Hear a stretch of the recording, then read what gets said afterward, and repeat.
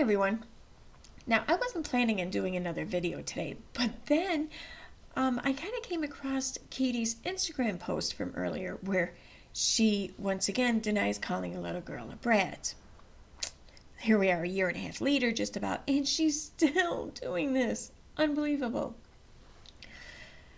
Now, I'm going to go over exactly what happened. I'm going to show some clips of her calling the little girl a brat and showing that she not only did it more than once, she did it more than 2 streams, more than 2 channels even, okay?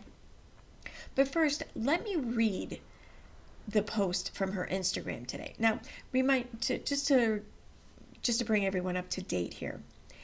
This has to do with a story that went viral last summer of 2020, where a little girl was on video basically telling her mom and her grandmother that she had been essayed by her mom's boyfriend. And this sparked this whole movement, really, in favor of the little girl and pretty much in condemnation of the little girl and the little girl's father. And Katie was on the side of condemnation. And she ended up joining a Facebook group, which I will explain in a little bit. But here first, though, let me just read to you what she had to say today, and then we'll go back in time. So to begin, here's from her Instagram. You called S a brat. I'm going to try to keep referring to the girl as S throughout this, but I may screw up and say her name. But either way, it's not like I'm revealing her name. Her name's right there on the screen. But I did redact her face, unlike Katie. Katie just left it right there, all unredacted. This minor child's face. This minor child who's been going through in the middle of this custody battle between her parents, who has made accusations of being essayed, and who, until recently, was said to have been kidnapped by her father, but her father's since been arrested, and she is now back home. Suffice to say, she's probably a victim of some kind, and a minor. Katie saw no point in redacting her face. That's nice. So, next screenshot, or her post rather, with this image goes on to say, I covered the SL case from the beginning. I was the first person with a platform to question the narrative put out by Michael Long. She was the first, that's what matters. I first watched the viral video and something about the video felt off. The editing was too perfect. Everything seemed controlled or scripted. I watched a little girl scream at her mom and grandmother about A, but something didn't seem right. I felt for the little girl. Clearly she was upset, but the video didn't make sense. Then I started researching for the truth. I learned that father had a history of false allegations of SA, drug use, mental instability, domestic violence, and mental abuse against his ex-wife. During a live stream, I read a comment someone left that said something like, part of me thinks she is acting like a brat. I read the statement out loud and I thought about what they said, and it seemed like she was pitching a fit. Her outburst reminded me of my own child when he didn't get what he wanted. Immediately, I was accused of calling a child a liar and calling her a brat. That bothered me for months, but I never said she was a brat. Yeah, you did. Instead, I refused to see the obvious lie and accept the lie as a truth. No one gives a shit about that. Sophie was coached to believe her mom's ex-fiancé ate her. And I do want to just add here that I don't know if the ex-fiancé or not has. I do know that he is now an ex-fiancé, and he has since been arrested for assault on someone that was responsible to. He's been arrested for assaulting someone in his care. Apparently, it's not a minor from what I've read, but it sounds like a family member, like maybe an elderly person who was reliant on this man's care to some degree. And yeah, so this man assaulted that person. Just saying. The A never happened. Her father coached her for months about how to act at custody exchanges. She had done the same thing 4 other times. 4 other times. 4. Okay, just remember that. 4 other times. Last night I was told that video was sent to Sophie's mom. Last night She was told that video was sent to Sophie's mom. Really?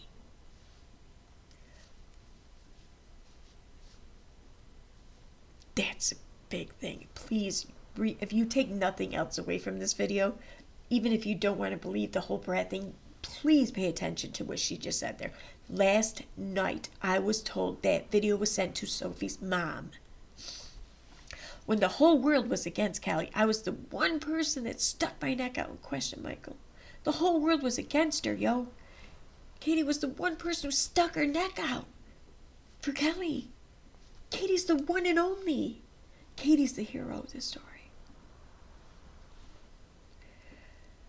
My source said it was the first time Sophie's mom felt any hope in months. Man, yo, Katie gave her the only hope she felt in months. You believe that? Holy shit. Katie, oh my God, you are amazing.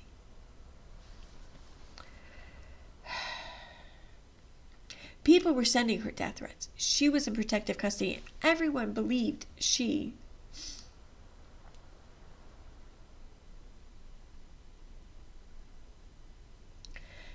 aided and trafficked her child based upon her ex's brainwashing of Sophie. By me calling out that it looked like a fit, I was told Sophie's mom felt seen. She felt like someone believed her and that she could keep fighting for Sophie. She made her feel seen, yo.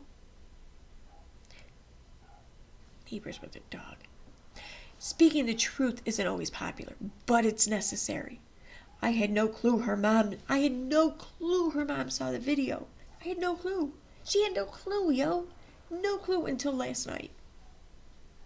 But I'm glad she didn't give up and that my support kept her going. Oh, I'm so glad I could keep her going.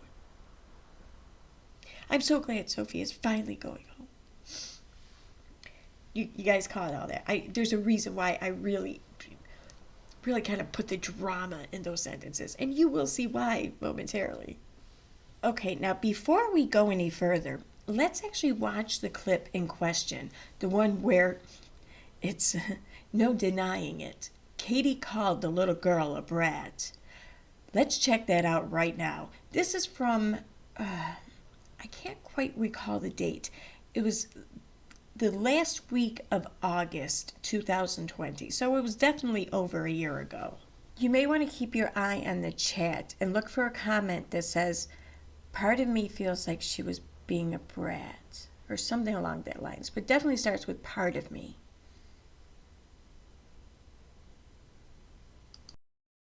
And that's the other thing. He has been posting judges' information, the kids, like the guys that apparently did this stuff, his name. He's like basically doxing every single person that's involved in this. And then it's made every single person involved in this at risk. That's the part, like, as someone who has a platform, that was my first concern, is that unless you have a platform, you don't understand how ruthless people online can be. Yeah, the cops, all they did was facilitated the transfer of custody. You know, yeah, he should have given all of that stuff to the court. He should not have putting that online. And I've just seen over the years how people use GoFundMe to scam, and I'm like, is that what he's doing? I don't know, because now GoFundMe has frozen the accounts. And what's really bizarre, you guys, it was 11 o'clock this morning, and the judge ordered for him to take everything down. And theoretically, he should be able to have taken everything down. He's taken nothing down. It's all still up. If I had gotten an order from the court and that was my kid and that was my court, she gave him 12 hours, I would have removed everything that minute after he gave me that order. And I started thinking about, like, the little girl went from completely screaming to totally fine about it. It was like the most bizarre thing I've ever seen.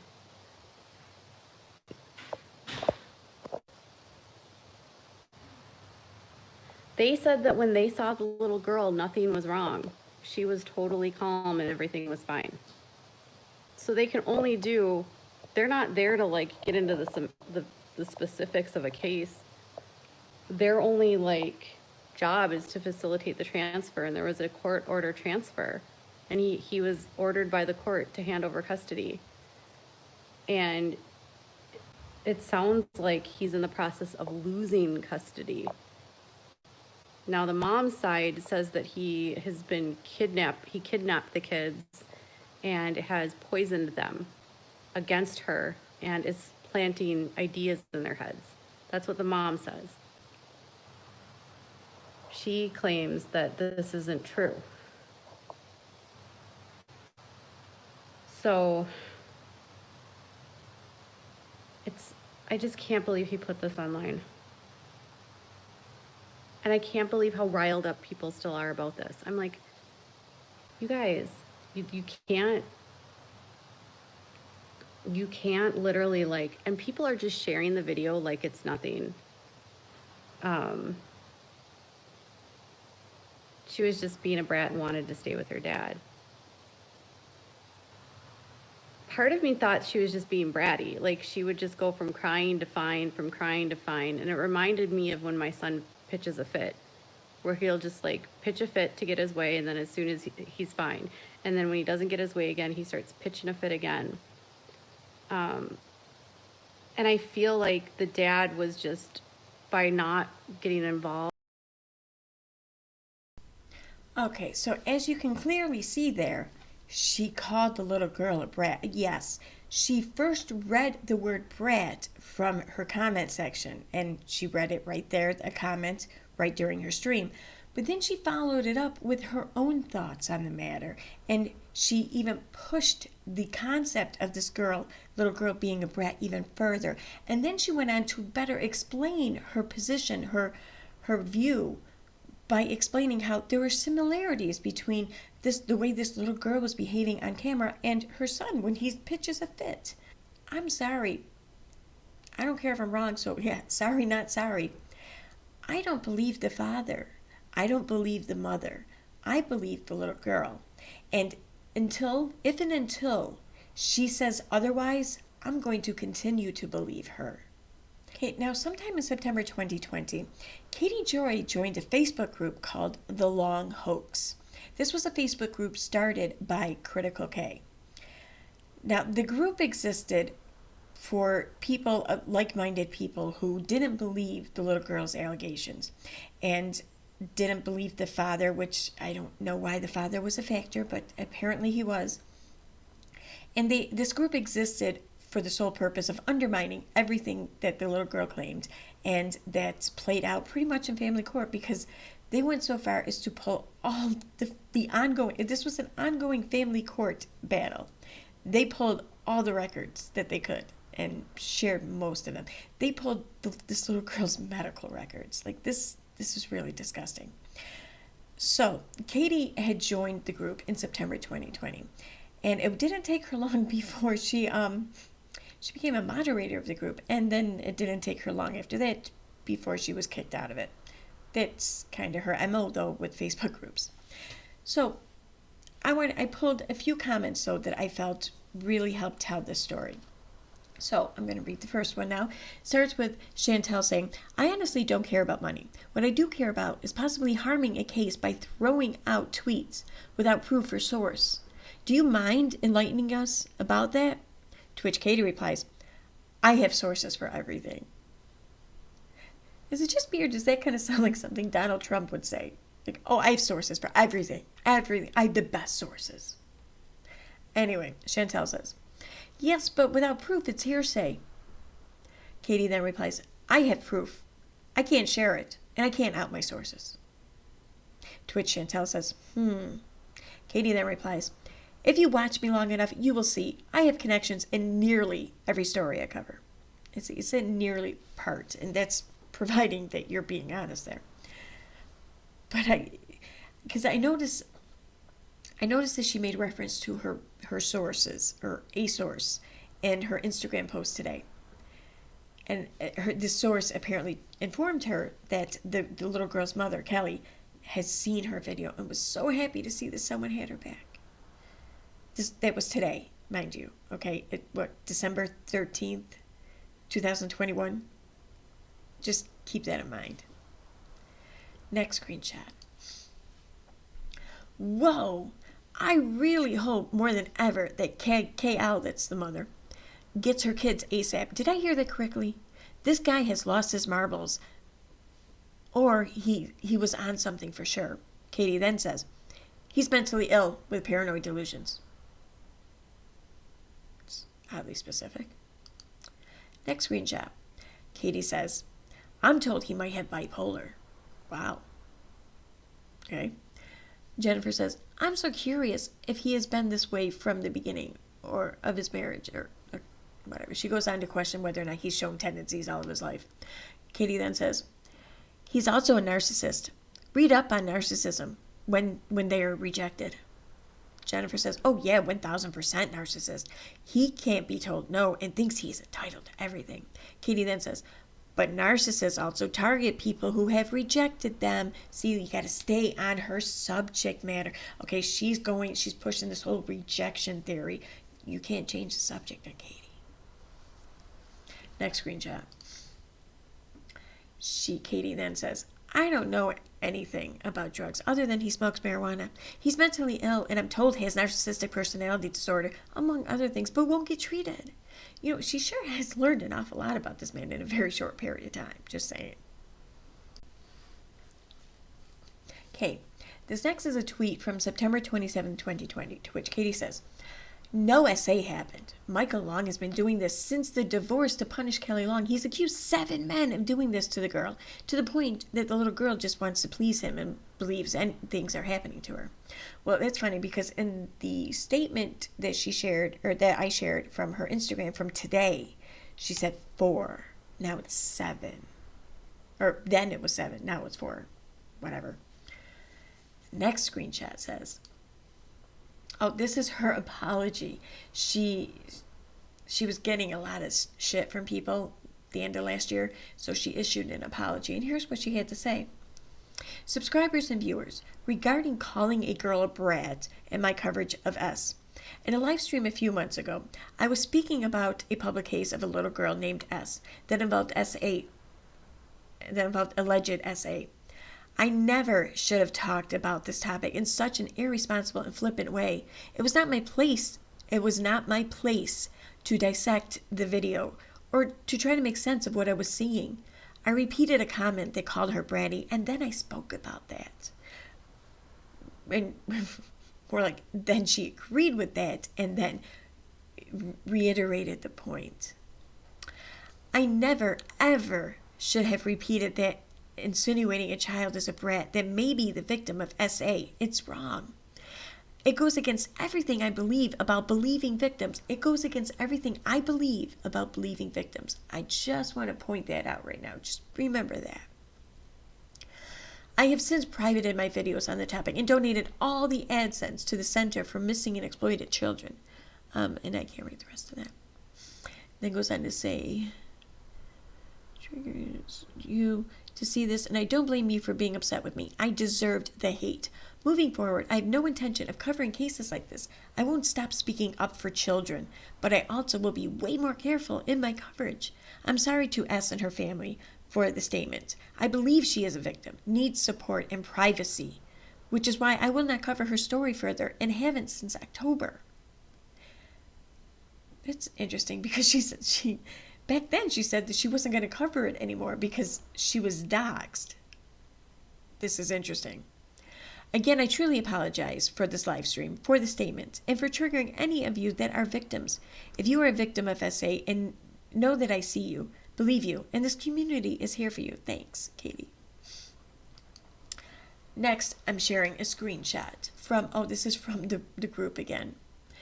I'm going to be showing a video clip shortly of Katie and Critical K. When they first met, actually, they were on Critical K stream, and they kind of doubled down on this whole Brat thing. But for now, let me make this larger so I can read it. Here we go. Now Critical K is trying to discredit me. Here are the facts. I did not get the documents from Kelly's attorney. I got the court records from the court. Someone local picked them up for me.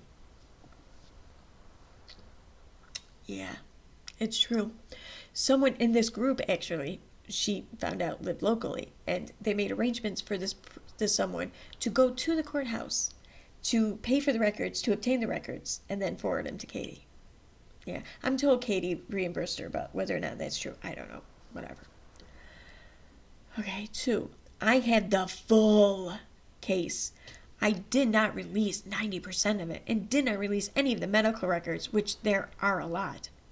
She kind of did, though. The mother knows the information is released. There is no hate here. Multiple people have contacted authorities for a wellness check. Thus far, the kids are safe per one person, waiting to hear back from another. The attorneys in this case did not give me any records, nor did the mother. All of this is public record. Nothing provided is listed confidential. I also did not release any of the school documents, which literally show the kids are truant. If you're saying that the kids are truant, then aren't you kind of releasing something there? I'm just saying. Critical K needs to get a damn hobby and stop blaming victims. Okay. She lost my support when she started going after S for being a spoiled brat with no boundaries and out of control behavior. Oh my God, just remember she just said that right there. Just remember that. She also lost me when she admitted to harassing the family of Shannon Watson, blamed her for her death. Okay. Next screenshot. Okay, these next screenshots. This, I think, I thought that the most important part of the story was the whole calling the little girl a brat in response to the little girl's claim of being abused, but I stand corrected. This next part here, I think, is the most important thing to take away from this. Here, Katie claims, as you can see, I took these screenshots on September 22nd, 2020, and they were 21 minutes old. The comments were 21 minutes old when I took these screenshots. So, these screenshots are almost a year and a half old. Here, Katie says, Kelly emailed me. What? Oh my God. Katie says, yes, I just saw it. She said, thank you. You are right. Katie then says, I'm editing a video about a YouTube hour right now. I just responded to her. Literally just saw the email. She sent it last night. So, did you see that there? She says, Kelly emailed me. Yes, I just saw it. She said, thank you. You are right. So, in September 2020, almost a year and a half ago, Katie knew that Kelly, well, according to Katie anyways, Katie knew that Kelly had seen her video, yes, I just saw it. She said, thank you, you are right. So she knew Kelly was aware of her and what Katie was saying about their ordeal. She says that Kelly even went so far as to say, thank you, you are right. So Katie then decides yesterday, upon hearing the news that the father of the situation was arrested and that Sophie was going home, she then decided to make the story all about her. You know, fuck, who gives a shit about the little girl? Fuck her. This is a Katie story because Katie was the hero of this story, yo. Come on. She just heard from Kelly, or she just heard from a source last night that Kelly just saw her video. Just now. A year and a half ago. But no. See, a year and a half ago doesn't fit her, her narrative that she wants to push right now. No, right now she needs to be the hero. She needs to be the good guy. She needs to be the one that fixed everything. She needs to be the one that was right, the righteous one. Fuck everyone else. Yo, she's the fucking villain in this story, okay? This could have been handled with so much more grace. I don't whether this little girl's telling the truth or not. It's neither here nor there, as far as I'm concerned. Until she says otherwise, she's telling the truth. This could have all been handled so much better, with some grace, with some integrity, with some compassion. Instead, Katie handled it in her true selfish manner, hijacking the story, inserting herself into it, because, let's don't forget now, she was doxxed because of this coverage, okay? Like, everyone was doxxed, and because Katie came out on the side against the little girl, she was doxxed. Her father was doxxed. Her brother was doxxed. Everyone was doxxed. No, it's true. I did see the paste bin. Okay, yeah, they were doxxed. Okay. But just another example of how Katie just makes a story all about her. And here she is, a year and a half after this story was really a story. She's still making it all about her. She's taking everything away from this little girl, from this family, from this issue, from this topic, from victims in general. And she's making it all about her. She wants all the glory, all the accolades. She doesn't want anyone else to have on any of the attention, any of the focus. A year and a half later, she's still fucking making this about her. How disgusting is that? So yeah, whatever you take away from this video, you should really take this away. Okay, now before we move on to this second audio or video clip here, I just wanted to kind of just point out a few more things, I guess. So I wanted to just remind everyone how she said that Michael, the father, had done this to 7 other guys. And here again, this is her Facebook post, which is the same exact post as her Instagram. She just posts the same shit everywhere. And here, right down here, as you see, she says she had done the same thing 4 other times. Her father coached her for months about how to act at custody exchanges. She had done the same thing 4 other times. Okay. And next, I want to just point out this one right here. This was also in the Facebook group made in the fall time of 2020. She says basic claims of S harassment was regarding an incident where it wasn't true. I support victims, not liars, who make it harder to come forward. Really? Okay. Now, here is a video clip from September 2020 where Katie went on Critical Case Stream. This was the first time they met, that I'm aware of, at least. This is the first time that they were acknowledging each other in public anyway. So she goes on to Critical Case Stream, and they're discussing how they feel about the little girl. And I mean, I had somebody from her somebody connected to Kelly, I don't know who,